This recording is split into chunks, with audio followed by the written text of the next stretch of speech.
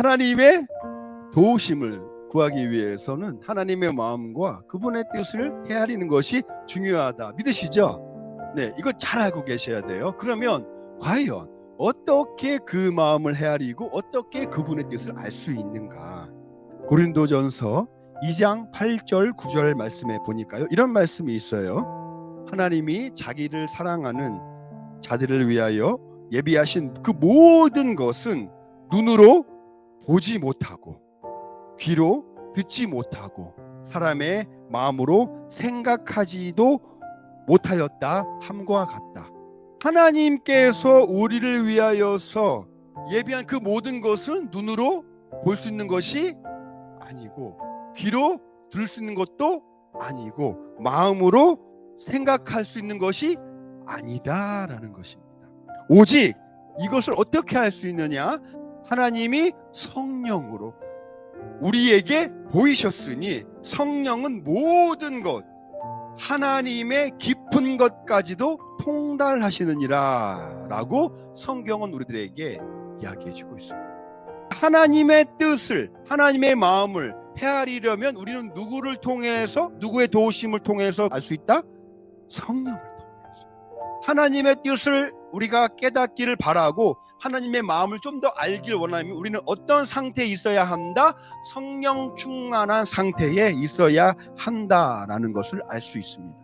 성령님은요, 하나님의 깊은 것까지도 통달하고 계신다. 자, 이 통달, 이 말이 무슨 말이냐? 연구하다. 그러니까 지금 성령님께서는 어떻게 우리를 돕고 계시냐?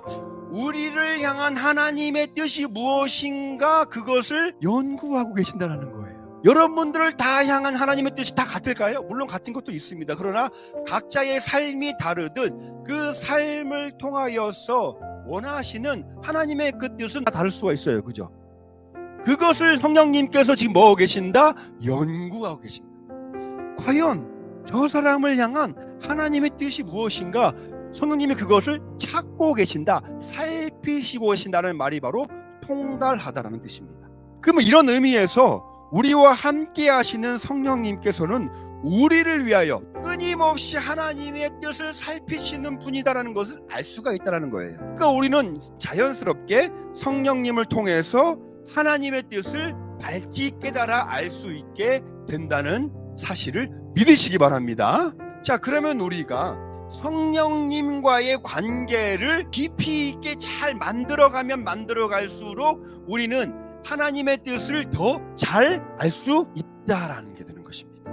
우리가 하나님의 뜻을 알기 위해서는 성령의 도우심이 필요하고, 그러면 성령님과의 관계를 잘 만들어가면 만들어갈수록 그 관계를 깊이 있는 관계로 발전시켜 갈수록 우리는 하나님의 뜻을 더 많이, 더 밝히, 더 시원하게 알 수 있게 된다는 것입니다. 성령 충만한 삶이 그런 삶이라는 거예요.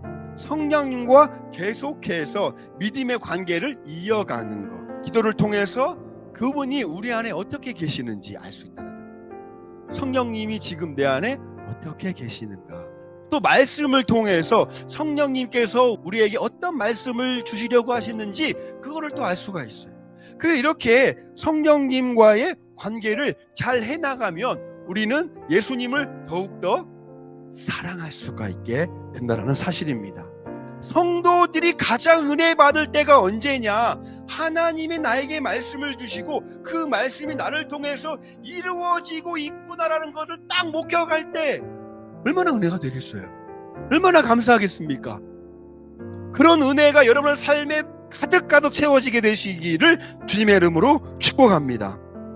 성령님의 도우심이 있어야 우리가 말씀 안에 걸 수가 있어요. 왜냐하면 성령님은 그 말씀을 기억나게 하시는 분이고 그 말씀을 깨닫게 하시는 분이시기 때문에 결과적으로 우리가 예수님 안에 머물 때에, 말씀 안에 머물 때에 하나님의 은혜와 축복을 받을 수 있다는 건데, 예수님은요, 예수님 안에 머무는 것이 뭐냐, 이 부분에 대해서도 우리들에게 밝혀주고 계세요. 요한복음 14장 21절 말씀에 보면 이런 말씀이 있습니다. 나의 계명을 지키는 자라야 나를 사랑하는 자. 나를 사랑하는 자는 내 아버지께 뭘 받을 것이요? 사랑을 받을 것이요. 나도 그를 사랑하여 그에게 나를 나타내리라.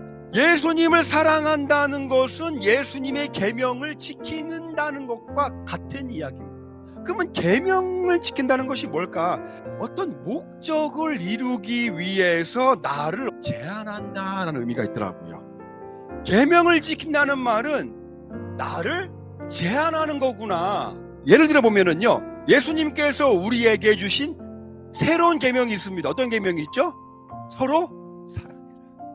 자, 그 계명을 우리에게 주셨어요. 그럼 우리가 그 계명을 지키기 위해서는 나를 어떻게 해야 돼? 나를 제한해야 돼. 어떻게 제한할 수 있을까요? 남들보다 높아지고 싶은 마음을 어떻게 해야 돼요?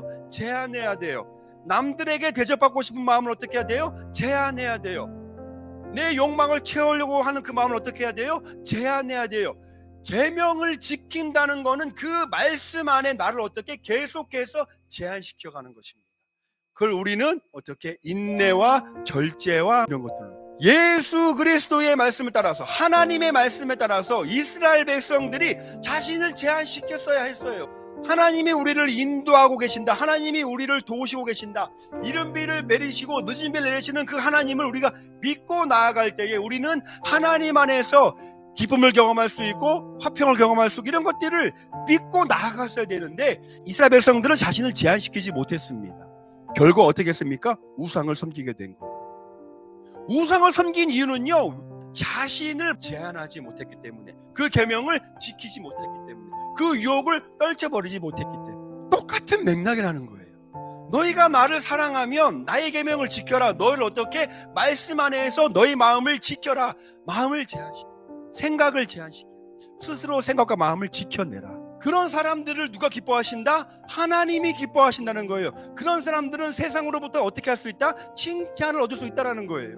우리가 성령님을 의지하면서 하나님의 마음을 헤아리고 그 뜻을 깨닫고 성령님의 도우심 안에서 그 믿음의 길을 잘 가면 우리는 비로소 누구의 기쁨이 될 수 있고 하나님의 기쁨이 될 수 있고 세상을 향한 빛으로서 또 소금으로서의 모습을 보여줄 수 있게 된다는 사실을 믿으시기 바랍니다.